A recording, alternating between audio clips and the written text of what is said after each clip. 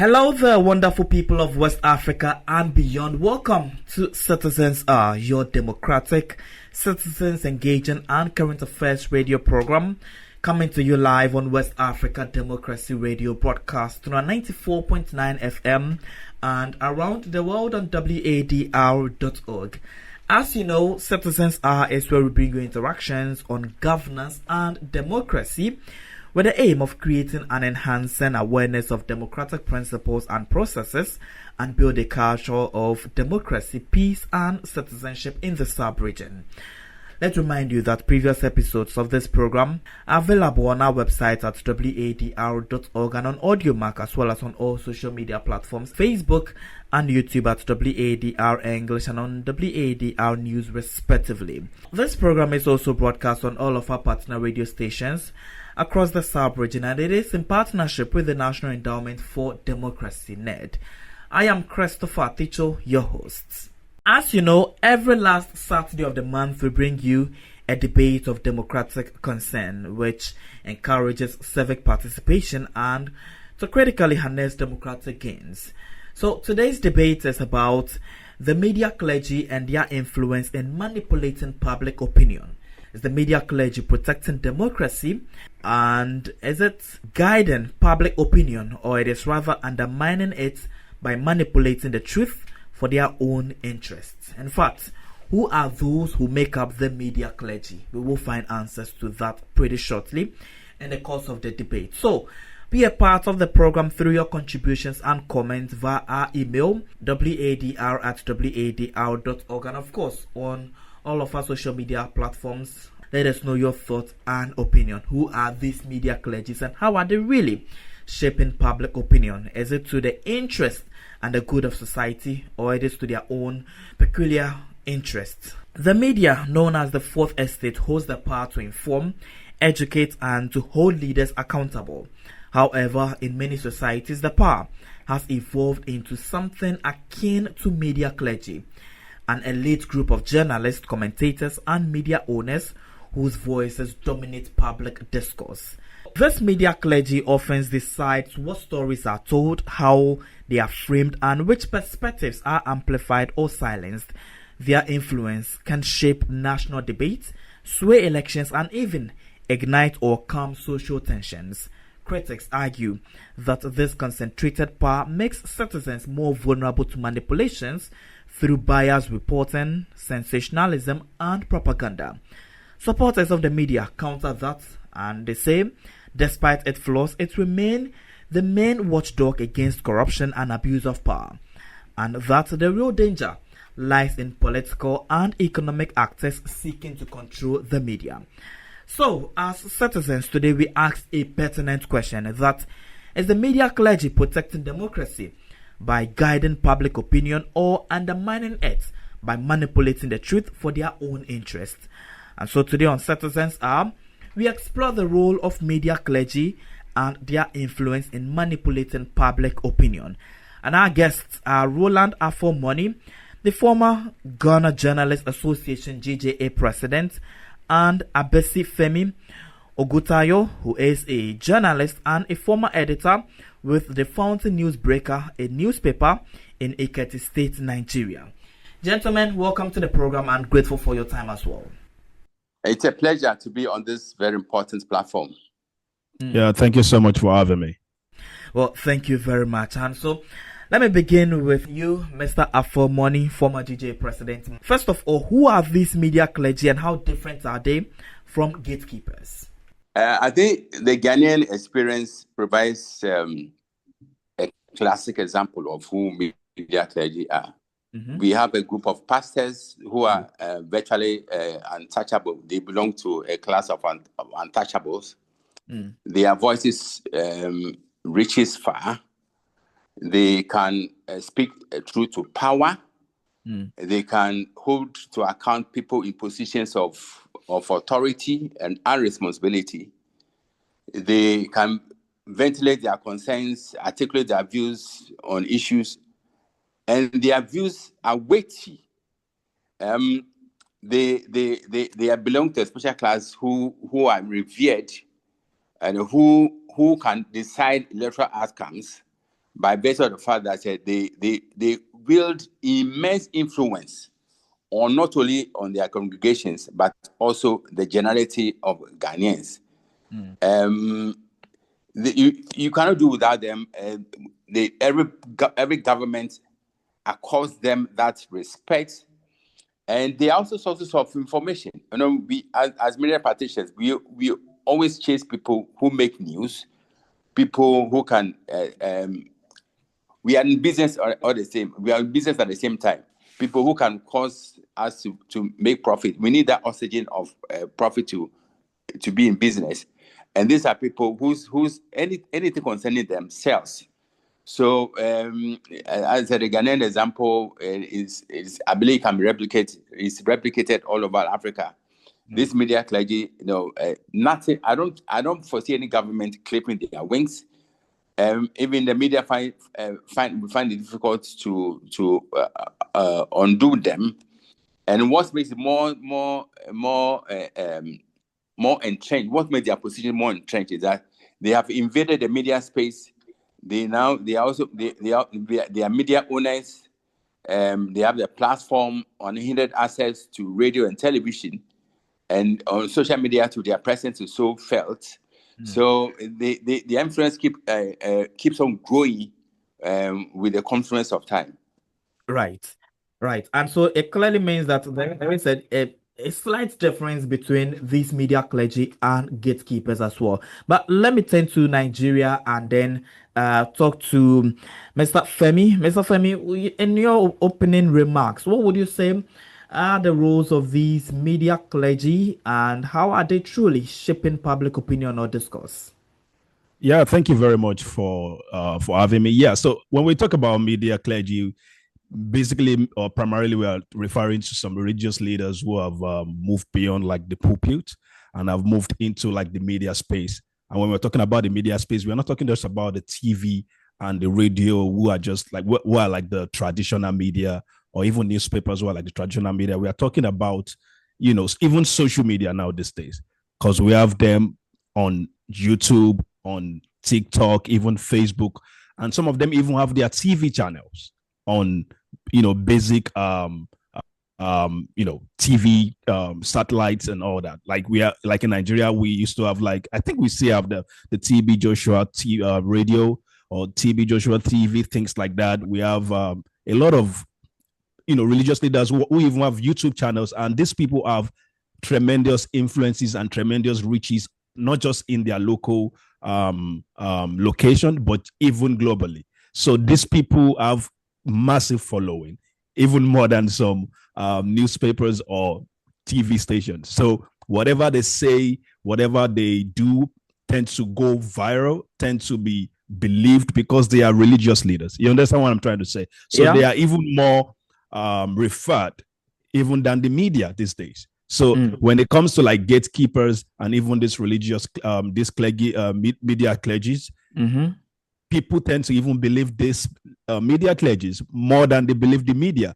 So it's now left for the media to now play their role as the as the media to really maybe fact check, teach media literacy on how people consume information from these media clergies, and how to also make sure that whatever is coming from those, from those channels are really facts and not just in a way to manipulate their audiences. Right. Let me still stay with you, Mr. Femi, and then find out that, look, in times of media pluralism plus social media, how much of influence does the traditional media really have in shaping public opinion compared to the political leaders or social media influencers? Looking at the fact that some of these media clergy people, as you rightly said, religious leaders, seem to be controlling information and really directing public opinion as well. Yeah, just like the traditional media, there are ethics to follow. There are ethics to follow if you're a newspaper owner, if you're a TV owner, radio station owner. As a journalist, generally, I believe it's it's the same everywhere, whether in Nigeria or in Ghana or in Senegal or even in the Western world. There are ethics to follow in the media space. There are things as journalists that we can do or we can say when we are talking about things. We have to make sure it's factual. And even as journalists, we have to also make sure we are balanced, especially when we are giving opinions or we are giving reports. So even if you're just giving opinions, it has to be factual. So when we relate this to like the media clergies, they have to also maybe follow this ethical principles that the journalists, in the media space also follow, like in the TV or radio. So they have to also abide by this ethics if they also want to be in the media, whether they want to have their own TV or their own radio station, even on social media. They have to make sure that whatever they are dishing out is honest and accurate and not manipulative, because they have a lot of influences, and they have to make sure that they are they are honest and accurate and accountable to their listeners and even to everybody. Right. Mr. Afomoni, how vulnerable is society to these media clergy, looking at the fact that they are quote and unquote untouchable? They hear directly from God, and so some people use their influence to really manipulate society, which at the end does not augur well to the growth and development of society. How vulnerable is the society to these people? Yeah, the degree of vulnerability of the consumers of messages from media clergy is unimaginable and unmeasurable. We cannot measure it, and we cannot even imagine. Because, again, using Ghana's case as an example, Ghana is a religious country. In fact, statistics show that more than 70% of Ghanaians are Christians, about 13% are Muslims, and the rest are traditionalists. So this and the level of allegiance to the media clergy is far more than even to the political heads.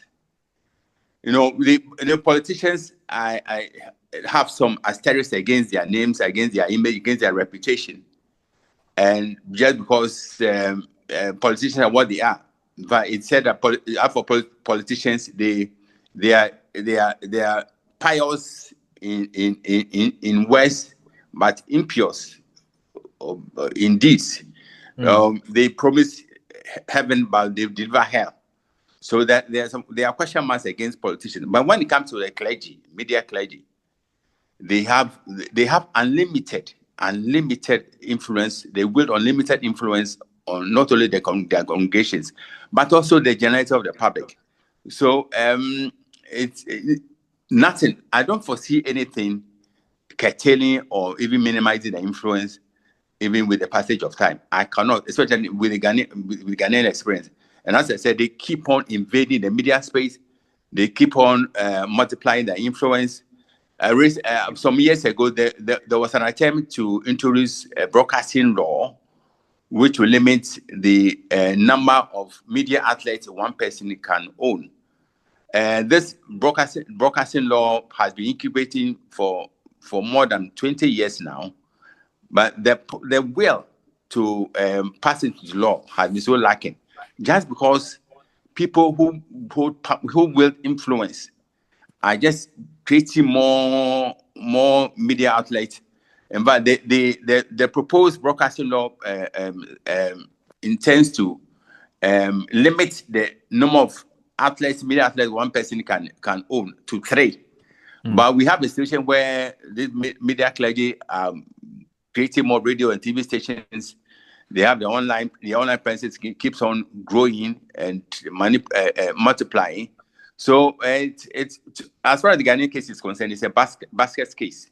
Because nothing can be done so far. I don't foresee anything being done to limit their influence. So this is the Ghanaian situation. I don't know how different the Nigerian situation is, but Ghanaian situation is that the media clergy are growing in terms of influence.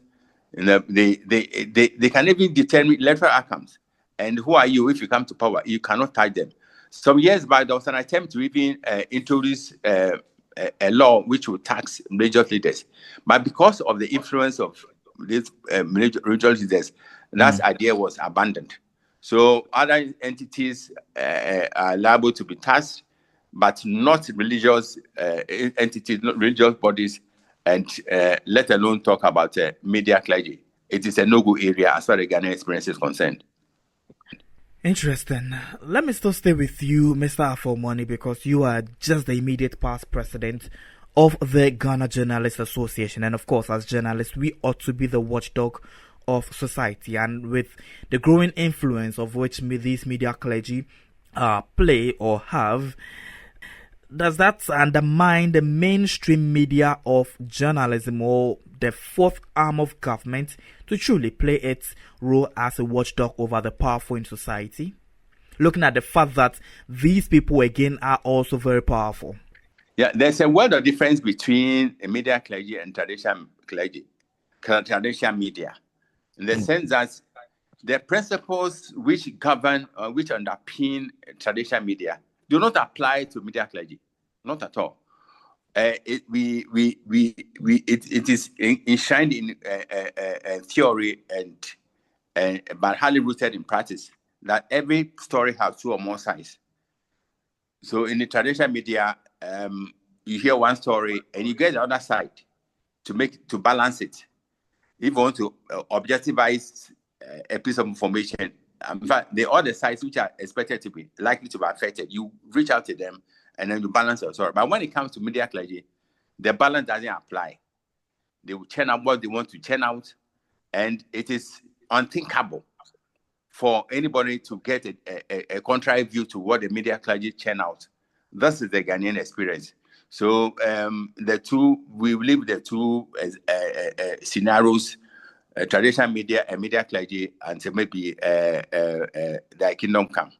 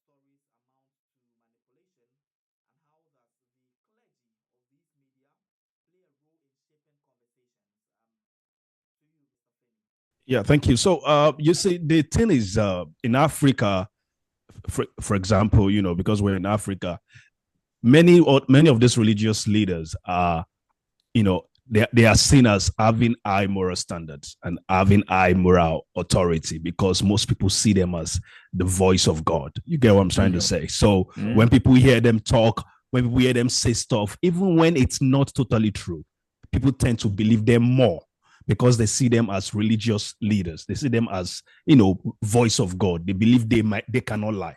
And in these days where the media has now given them even more room to be more popular and even have more, further reach, people tend to believe them even more because when they see, for example, you see a religious leader go live on YouTube and you see thousands of people joining, and you see you might want to believe that, oh, this person must be saying the truth or must be doing something right for them to have this kind of audiences. So, but where the media comes in now is that we as journalists, as the media, needs to play our own part by being like as we always call ourselves, the fourth realm of of the estate. So we need to fact check some of the things that this religious leaders say and bring out the ones that are true and balance those reports. Because these days, even before the advent of social media, some traditional media like TV, radio, or newspapers, we tend to like sensationalize whatever comes out of those, religious media clergies, whatever they say, just for the headlines. We magnify what they say instead of just fact checking what has been said and bringing out what is true and what is not, so that the people don't get misled. Because people tend to get misled these days, especially with a lot of issues going on. People who are emotionally disturbed, people who are financially down, and they just need some kind of hope. And this media clergies tend to maybe let's just say feed their hope, because they tell them, oh, don't worry, they preach, and whenever they preach, people tend to listen to them because they believe, oh, the solution coming from there, because the government is not providing the solution. So they tend to be vulnerable to this kind of people. I'm not saying they are all bad.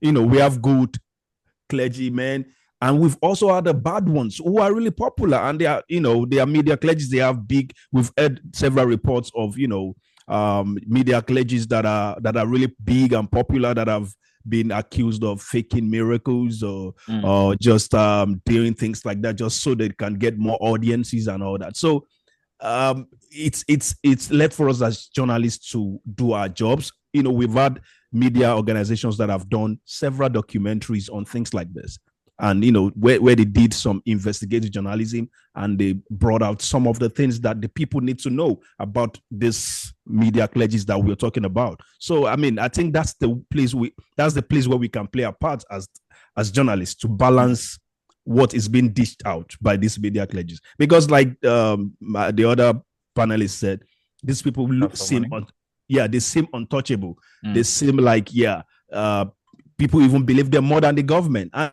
it's true. There's nothing we can really do about that, because the media, especially with social media now, you can't really stop whatever they say. So but it is now left for us to do our job and say, oh, this person has said this is actually the truth. Then the people get educated, they get more civilized about what is actually going on, and not just believe everything that comes from this media clergies or from the pulpit. Yeah, right. Can we control them? Well, through regulation. There are some government, just like Mr. Fairmoney has said, in Ghana, they're already putting on some regulations, and also like even in Nigeria too, there are some regulations about for those that have TV stations and radio stations, they can still be under the government, so that the government can regulate them. But when it comes to social media these days, it's unlikely that they can be controlled, because there is free speech on social media, and we can't really control what they say on social media. So that's why it's now left for us to now do our jobs as journalists also, and counter whatever they say that are not true. And also when we are trying to cast headlines, we should avoid sensationalism, just so we just for kick just to get clicks or headlines that are catchy or anything. We should try to make sure that those headlines are balanced and not just magnify what has been said on those altars. Mr. For Money, way back in journalism class, we were thoughts of the hypodermic needle theory, where information or what's deemed as a bullet, where it comes from one source and then boom, it's able to cause the effects that it ought to cause, because the listeners were all homogeneous instead of rather being heterogeneous. To the users and gratification theory, where we got to know that, look, because of media pluralism and the advent of lots of media or the liberalization of media outlets, people are now selective as to what to choose and then what to consume from the media. In all of these two theories, which one do you think really affects them more, or which of the theories do these media clergy people use in really manipulating public opinion the most? I think the two are in full swing as far as the Ghanaian experience is concerned. if you look at hypodermic theory, what comes out from them, because their source is, one theory has it that their source is the news, and their source among many consumers of media content is that their source from media clergy, is wholly righteous, not from the traditional media, which has a lot of question marks. But research in Ghana has shown that many people confidence in the traditional media is on the wane, just because recklessness is on the rise. Media recklessness is on the rise. So confidence in the traditional media, in fact, is diminishing with the passage of time, to the extent that many people do not even believe them. Their level of influence is reducing dramatically. So the media clergy have come in to fill this gap and manipulating to such an extent that it is seen as an abomination to counter whatever they say. And maybe people see them as amplifying the voice of God. Once it's coming from a certain class of religious leaders, then it's a gospel truth. And who are you? Who are you to question what they say? So the Ghanaian experience is something else. Because certain class of religious leaders have built their reputation to such a level that no law can diminish their influence. Nobody can hold them to account. They do what they do, and more and the latitude to do it, comes from the fact that their people believe in them.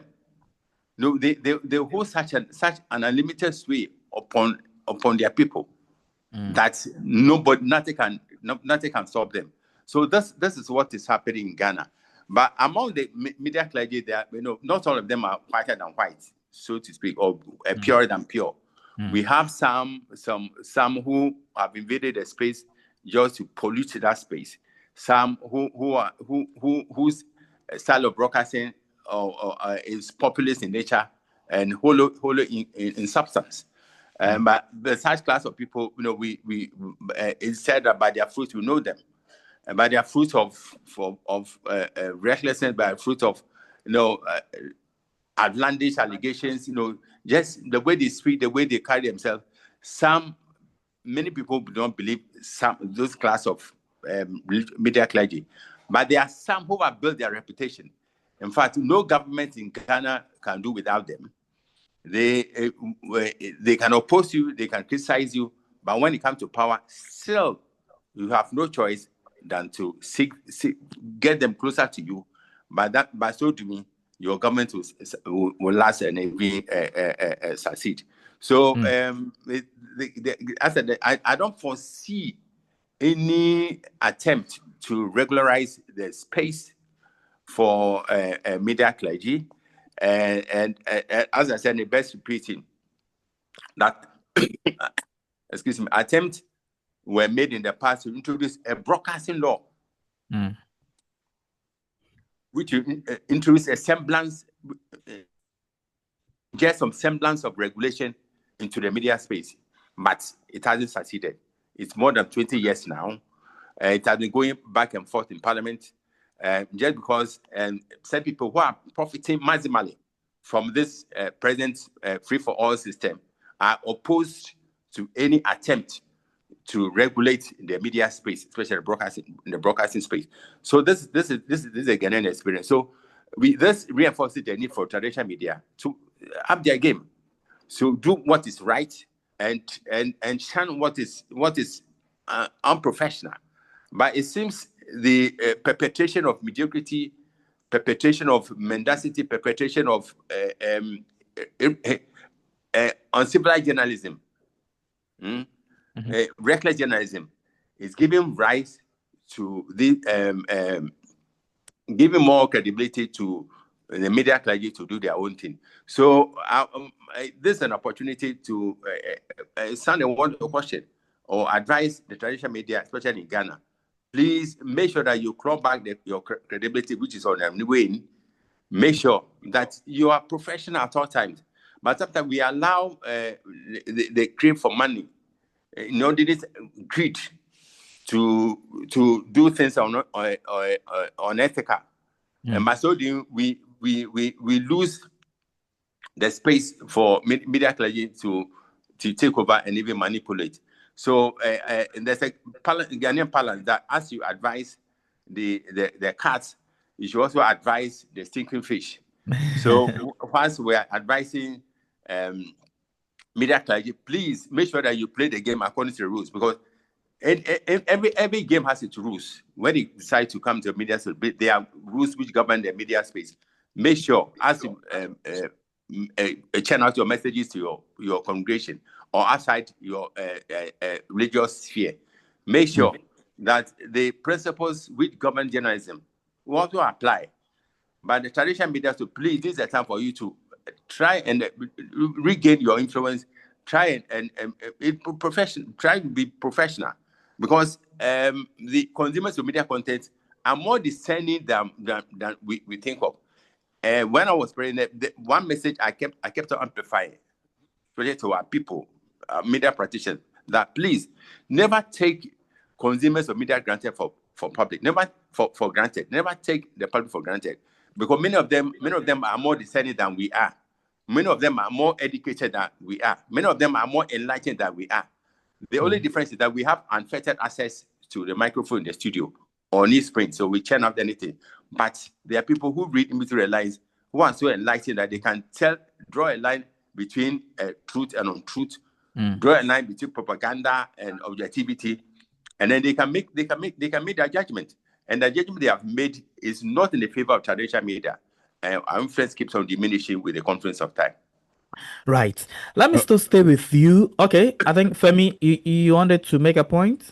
Yeah. I mean, I just wanted to add that, I agree with what Mr. Femani said about the fact that there are some out there who are educated, who know the right from the left, who, even if the media wants to tell them what is not, they can easily differentiate the truth from the lies. But it's so unfortunate, and it's so you'll be surprised and shocked to know that there are even more people who are not that educated or that enlightened when it comes to media literacy.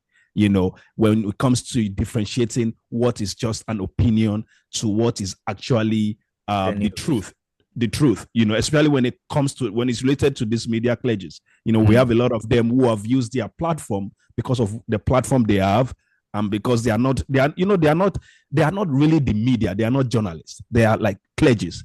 And when they have that kind of power and influence over the people, whatever they say is always regarded as the truth. We have some of them who have said things in the past, who have prophesied and said this person is going to be the president, this person is going to be the governor, and at the end of the day, it doesn't happen, and they come back and they say, well, I wasn't saying it was God who told me, I was just giving my own opinion. You get the point I'm trying to make? So we've had people who would tell their followers, you just have to give to God and God will bless you, and when it doesn't happen, they just tell you just have to give more.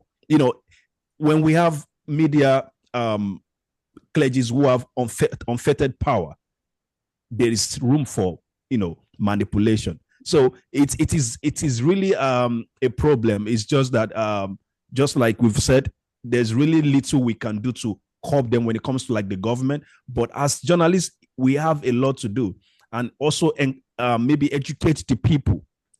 When it comes to media literacy, educate the people to be able to differentiate between what is news and what is opinion. Right. There are reports which are news. Yeah, you see when a journalist does a report, let's say an investigative report, they balance the news. They hear from both sides. They do research. But when it's opinion, it's just someone's opinion. Like, for example, right now that we are on air, I can give my opinion, and that doesn't mean it's the truth. It is just my personal opinion. So we have media clergies who also give opinions. So people need to be able to differentiate between that and the truth, because opinion from a clergyman doesn't necessarily mean it's the truth. It's just the clergyman's opinion. That's right. So people really need to be able to differentiate between that and the truth, which is like what the journalists do.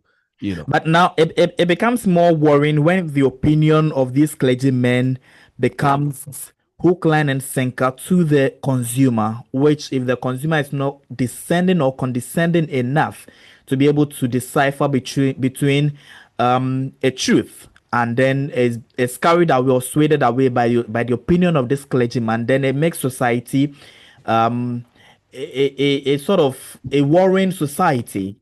Yep. That is what, of course, this platform seek to really bring the conversation up that, look, yes, these clergymen are there, and therefore their opinion sometimes manipulates public opinion and perception as well.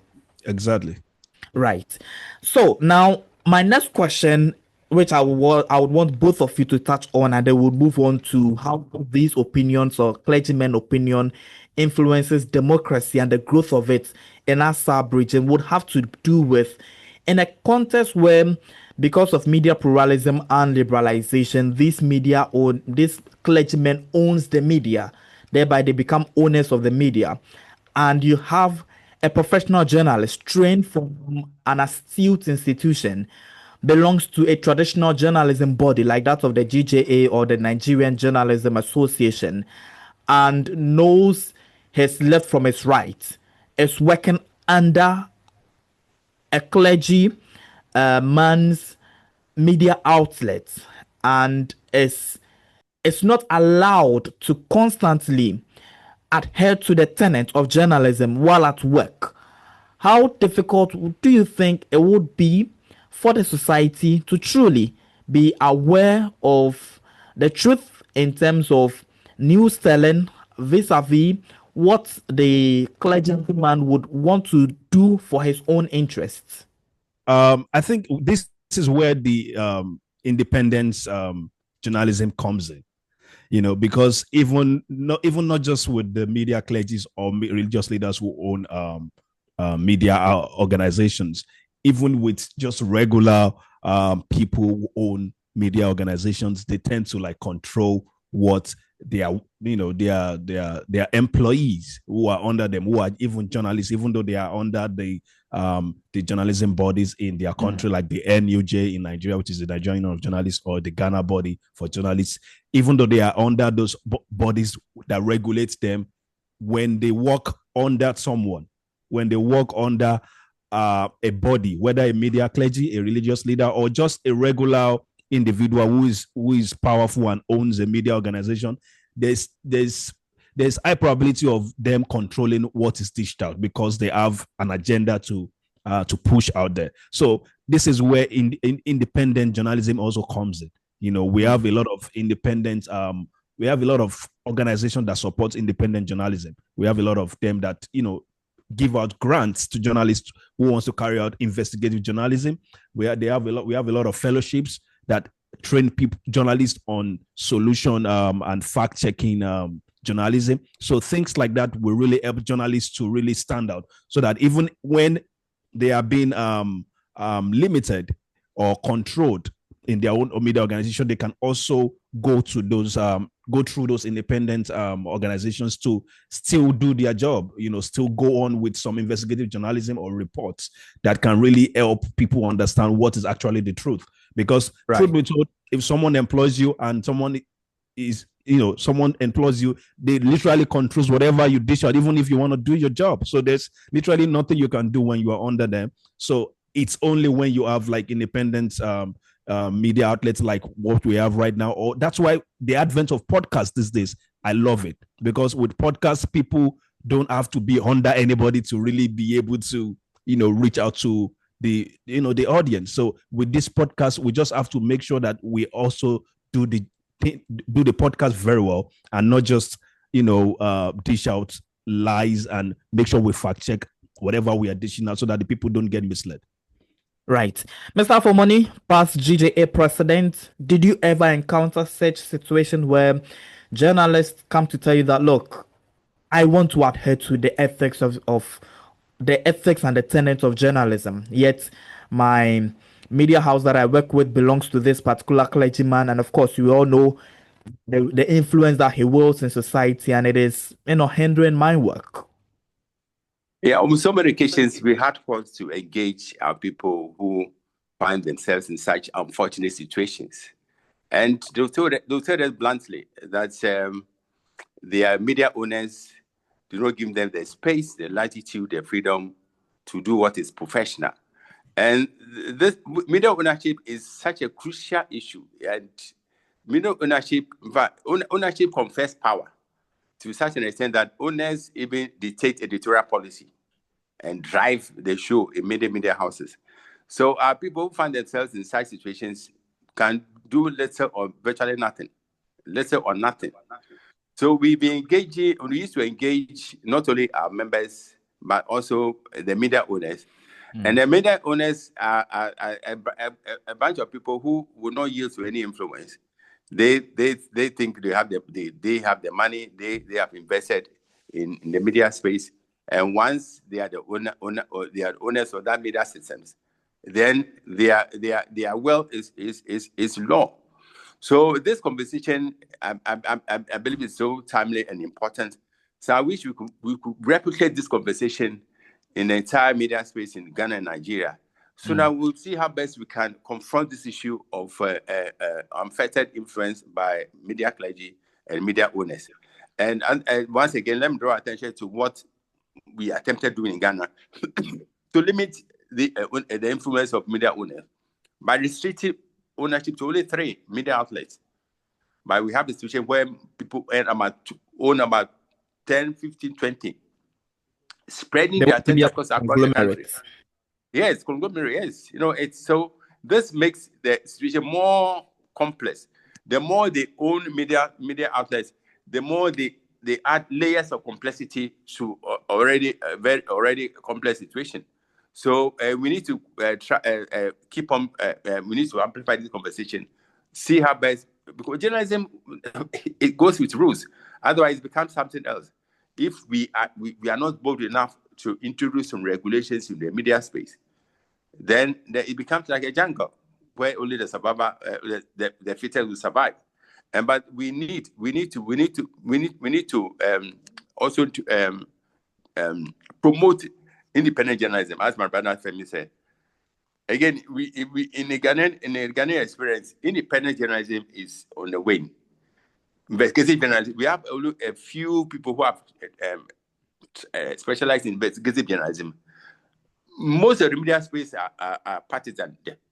They are so divided between the 2 major parties in Ghana. Yeah.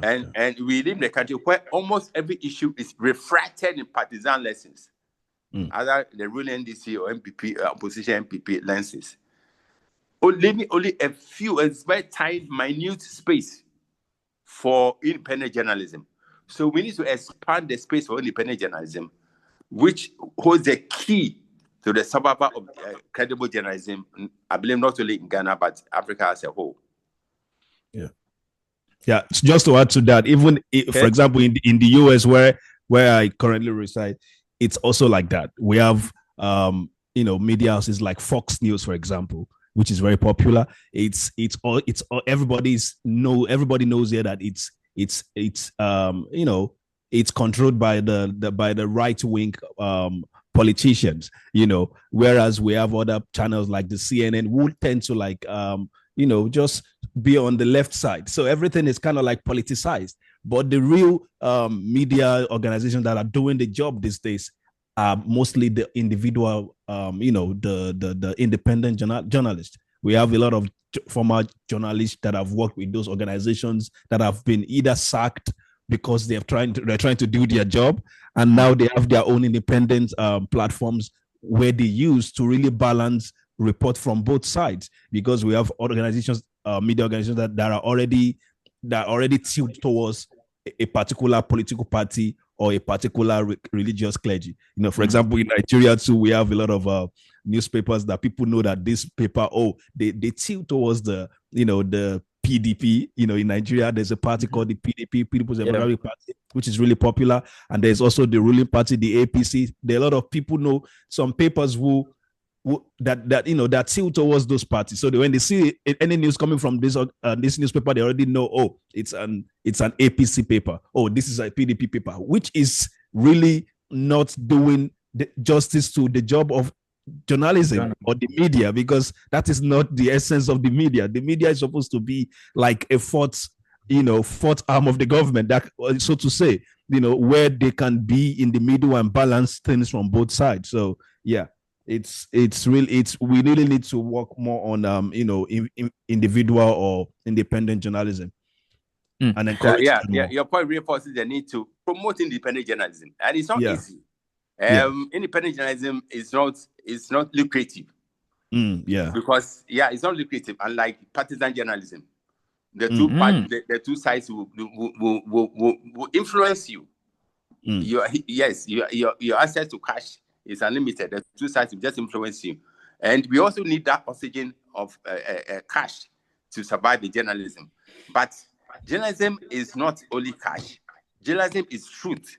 Journalism is credibility. So once your credibility is punctured, once your credibility is gone, then you have no business being in this serious business called journalism.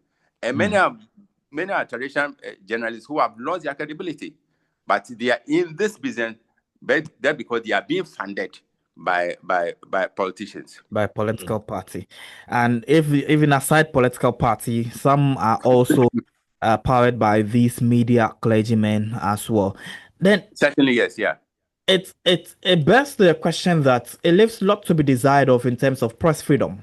Press freedom, as the name implies, the freedom to broadcast, freedom to publish what is truth, but freedom to hold to account people in positions of power and responsibility, freedom to ventilate the concerns of the ordinary citizen, freedom to articulate your views on issues of national importance. But when press freedom is like the oxygen, once press freedom, the Ghana example, we be in the dark, we've been in the wilderness for so many years, and I will see the difference between practicing on authoritarian regimes and practicing democracy. But democracy, with all its faults, with all its drawbacks, with all its negativities, is far better than authoritarianism. So the Ghana example underlines this fact. So, but will the media have a responsibility imposed by the dictates of the profession to ensure that we allow democracy? We are the oxygen of democracy. It said that democracy is without democracy is impossible without a free media. So if we don't have, we are not free, then democracy will not be democracy, will not be something else. So in Ghana, for instance, in fact, if Ghana is touted as a beacon of democratic accomplishment in parts of Africa, it's because the media, at least we even though with all our faults, we try to hold to account people in authority. We expose dark spots in public spaces. We allow the ordinary Ghanaian to speak up, give them space to also contribute to democratic participation. So this is what's about. At the same time, we have not arrived yet. In fact, we even though our present situation in Ghana is better than what it used to be under military regimes, but still we have not yet arrived. We have a challenge, and we need to work seriously, assiduously towards overcoming these challenges. Right. Thank you very much, Mr. Afomoni. Let me get to, we almost heading towards the conclusion bit of the whole conversation. Of course, time really, really flies when you really need it the most. But let me get to Mr. Femi and then find out that, Mr. Afomoni talked about democracy and says that democracy really thrives when there is free press or freedom of, operations by the press or media. And we want to find out that, looking at the role of these media clergy, do they truly strengthen democracy by informing citizens, or they rather weaken it by pushing hidden agendas? Just like we said earlier, there are good media clergies that really use their platform for really positive means, where they educate the people on information that needs to be passed across. Even as media clergies, they use their platform sometimes to sensitize the people on maybe voters registration, things like that. We've seen a lot of media clergies do that.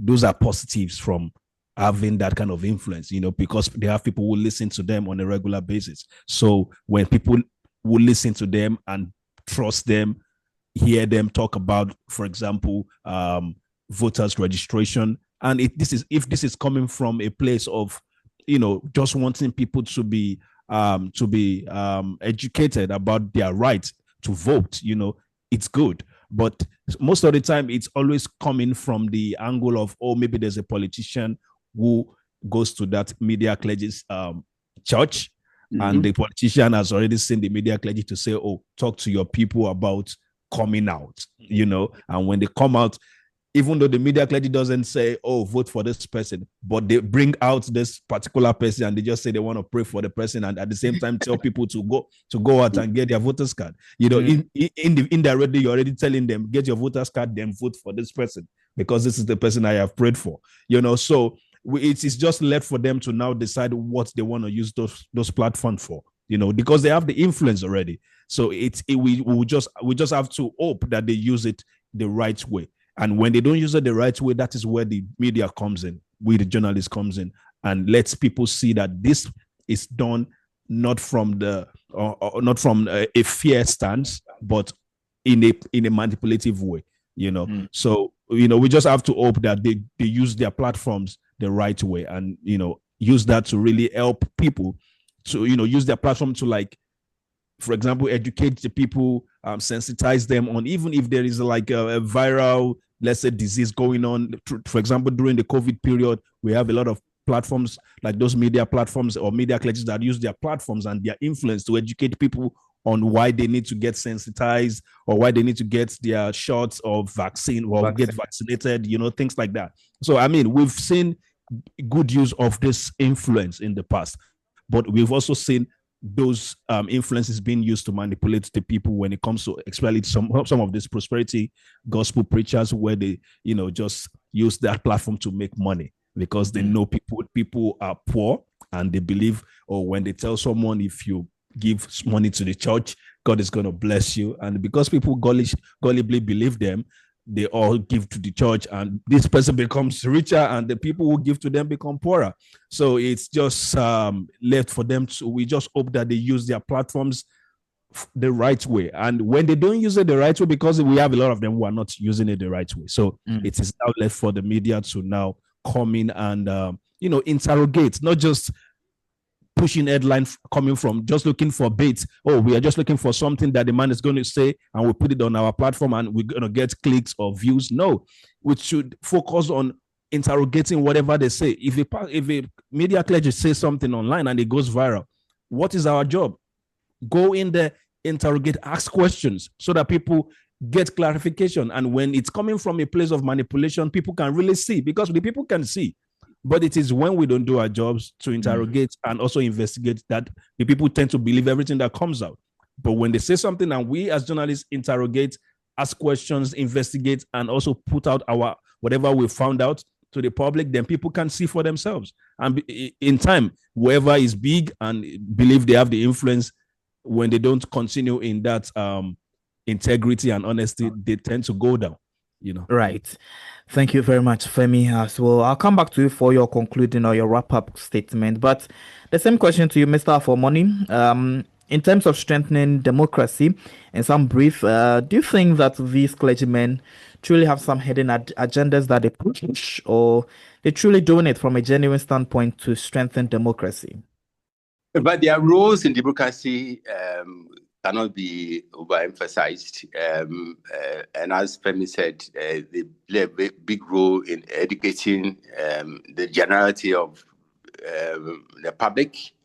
They use their platform so powerful, so influential to entice, to galvanize the people to participate in democracy. Participation is so central to the practice of democracy. And it will take the people's involvement, people's articulation of their views, asking questions, holding to account people in positions of power and authority. And the media clergy come in to play this role. In fact, they complement the role of traditional media, and we cannot do without media clergy. But at the same time, we should be bold enough to get them to play the game according to the rules. Without anything, everything should have a limit. Otherwise, we turn a society into a jungle, and once society it becomes a jungle, it becomes something else. Then it will lead to anarchy and all kinds of things. So there's the need for officialdom, there's the need for government in power, and when the governments pamper the media clergy because they don't want to stamp on, they don't want to offend them. Because once you offend them, they will go against you. They could manipulate people to vote against you. And they are so powerful that they can determine electoral outcomes. So governments are very careful in dealing with the media clergy. But at the same time, it should not be business as usual. We need to pluck up courage. We need to orchestrate a conversation, get them to do their limit that in society, for society to thrive. Especially in a democracy, all sides, all views should be entertained. And as of the plurality of views and the truth, people are so discerning to ferret the truth from the mess of all kinds of views which are bandied about. So this is a conversation we need to amplify with the conference of time. Democracy thrives on ideas, trading of ideas. We all ideas should be mobilized from all sources. It said that ideas should not flow from one source. Ideas should flow from so many sources, including media clergy, including critics of media clergy, so that we can build a society for which all of us will be proud. Definitely, gentlemen. Under some 30 seconds, please, your very wrap-up comment about the role of media clergy and their influence in manipulating public opinion. Let me begin with you, the senior most, Mr. Afel Money, GJA, former president. We need to square the role of media clergy to the logic of reality. The reality, and as I've said, it's better repeating that we can't do without them. But at the same time, we need to get them to understand, appreciate the fact that it will be in the interest of the larger society if they are seen, if there are limits to whatever they churn out.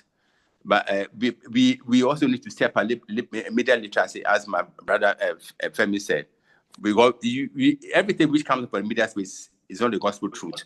The people should be educated, conscientized to understand that the media is a human institution, and like all human institutions, perfection is not an impossible goal. So it's not an impossible goal. So perfection is an impossible goal.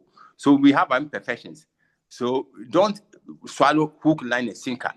Whatever comes out from media, even from media clergy. So we need to step up our game in terms of media literacy. We need to do more than we are doing now. And we need to also gain more credibility. But once we get a credibility, then people will take it more seriously than they are doing now. But if we allow ourselves to be manipulated by a political class, if we allow ourselves to be influence unduly by certain incentives, cash, then we are losing credibility, and this will not augur well for democracy. A democracy is impossible without the media, and the media can play the role effective in democracy if they are credible, if they are accountable, media accountability, if they exercise practice media accountability. That will give them moral authority to also hold to account people in positions of authority and responsibility. Right. Thank you very much, Afel Money, Roland Afel Money, former Ghana Journalists Association president. Let me get to you, Mr. Abasi Femi Ogutayo, as well, for a 30 seconds wrap-up comment, please. Yeah, thank you. I mean, we've said it all. Like we've said, the voice of the clergy and the reach of the media are very powerful, but like we've also said, power without responsibility or without limitation, definitely comes to manipulation. So, the way forward is simple. We just have to encourage truth, accountability, and critical thinking when it comes to the people. And that is the only way I believe we can safeguard public opinion from being exploited. Thank you. Right. Thank you very much, Abasi Femi Ogutayo as well. So, listeners, this is the match we can take for today's edition of the debate on citizens. Today's debate, we focused on the role of media clergy and their influence in manipulating public opinion. Let us know your thoughts and contributions to in our comment section, as well as via email wadr@wadr.org. Our guests were Roland Afomoni, former Ghana Journalists Association GJA president, and Abasifemi Ogutayo, a journalist and former editor with Fountain Newsbreaker, a newspaper in Ekiti State, Nigeria, currently based in the United States of America. And we'll surely come your way next week with another topical issue of democratic concern. But for now, this is where I drop the anchor on Citizens on West Africa Democracy Radio, broadcasting on 94.9 FM from Dakar, Senegal. Many thanks to you for doing the listening. And of course, you can also find this broadcast on our website, wadr.org, and on all of our streaming platforms.